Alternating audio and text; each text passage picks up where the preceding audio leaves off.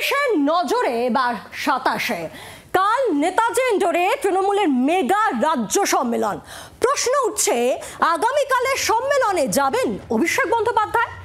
কারণ এই প্রশ্ন ওঠার পিছনে কি কারণ রয়েছে সেটা আপনাদের সামনে রাখবো। মঞ্চের ব্যাকড্রপে শুধুমাত্র মমতা বন্দ্যোপাধ্যায়ের ছবি, অর্থাৎ অভিষেকহীন ছবি। মঞ্চের ব্যাকড্রপে শুধুই তৃণমূল সুপ্রিমো মমতা বন্দ্যোপাধ্যায়ের ছবি। আর এই প্রসঙ্গেই মনে পড়ে যাচ্ছে 2 বছর পিছনে যদি চলে যাই আমরা, ঠিক 2023-এর কথা মনে পড়ছে। 2023-এর 23শে নভেম্বরের সভায় অভিষেক বন্দ্যোপাধ্যায় ছিলেন কিছুক্ষণ, তাও আবার ভার্চুয়ালি।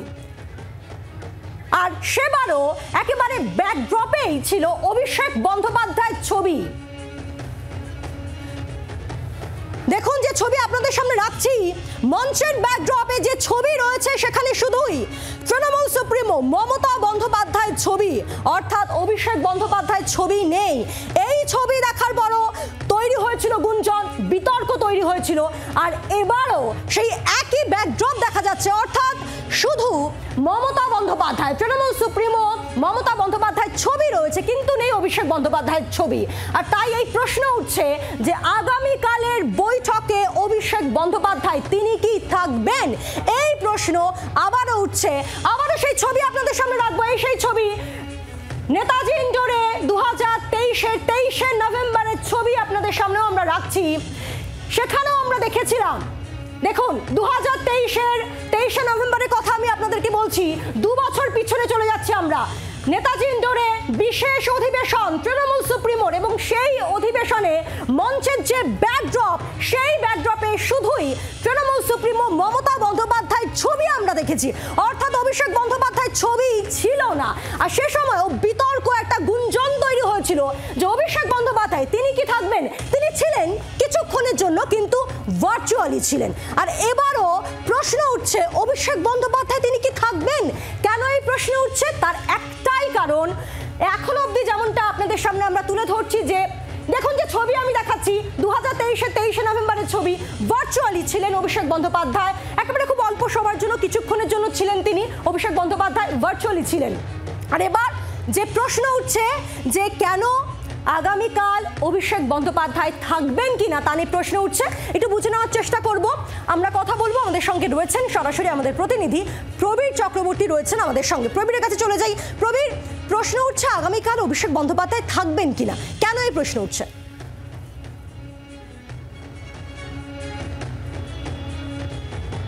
দেখো, আগামীকাল অভিষেক বন্দ্যোপাধ্যায় থাকছেন না এরকম কোনো খবর এখন পর্যন্ত তৃণমূল কংগ্রেসের কোনো নেতৃত্বের কাছেই নেই। অর্থাৎ এখন পর্যন্ত যেটা জানা যাচ্ছে যে মমতা বন্দ্যোপাধ্যায়, অভিষেক বন্দ্যোপাধ্যায়, সুব্রত বক্সী পার্টির রাজ্য সভাপতি সবাই কিন্তু আগামীকালের সভায় উপস্থিত থাকবেন।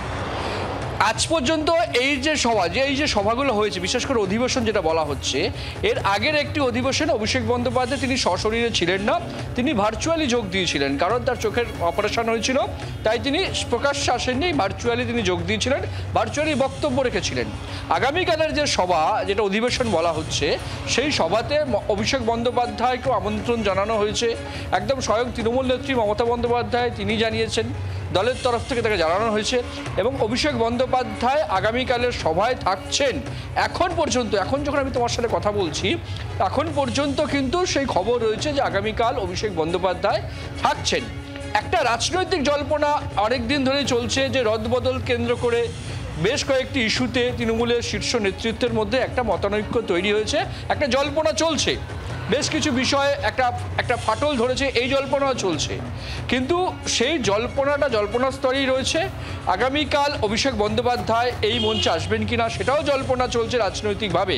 কিন্তু এখন পর্যন্ত তৃণমূল অন্দরে যা খবর, আগামীকালের সভায় অভিষেক বন্দ্যোপাধ্যায় উপস্থিত থাকছেন। অর্থাৎ জল্পনা বিতর্ক থাকলেও অভিষেক বন্দ্যোপাধ্যায় তিনি আগামীকালের সভায় থাকছেন, তৃণমূল সূত্রে এমনটাই কনফার্মেশন মিলছে। প্রবীর, সঙ্গে থাকো।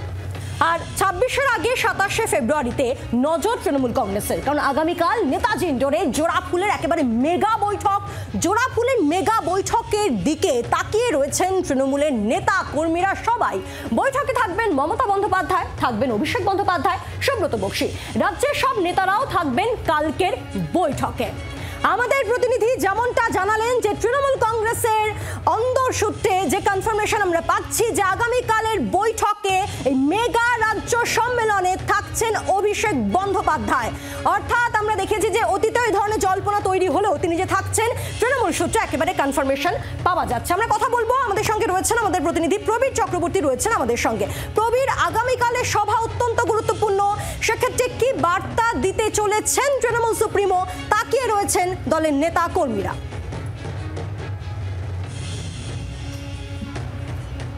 একদমই পায়েল, দেখো সামনে যখন 2026-এর বিধানসভা নির্বাচন, সেই 2026-এর বিধানসভা নির্বাচনের আগে তৃণমূল কংগ্রেসের এই বৈঠক, যদিও বিধানসভা নির্বাচন এখনো 1 বছর বাকি রয়েছে, এই ধরনের বৈঠক হয়তো আগামী দিনে আবারও হতে পারে, কিন্তু এই বছর শুরুতেই 25-এর শুরুতে এই ধরনের মেগা বৈঠক তৃণমূল কংগ্রেসের কাছে অত্যন্ত গুরুত্বপূর্ণ।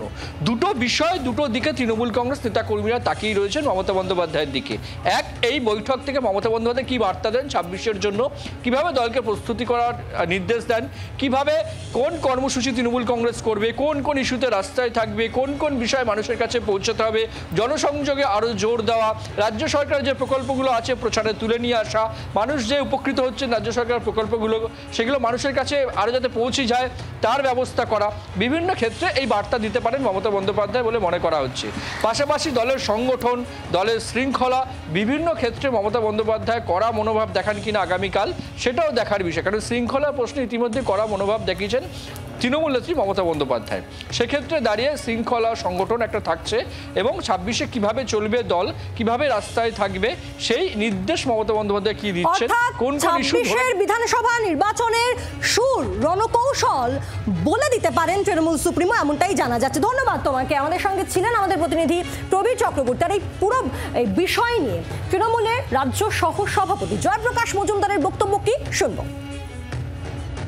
এই অধিবেশন যেটা সর্বস্তরের রিপ্রেজেন্টেটিভ থাকবে, দিদি যেটা ভেবেছেন, তিনি যে বার্তা দেবেন, তার জন্যে আমরা অঞ্চল পর্যন্ত আমরা সংযোজন করতে পেরেছি।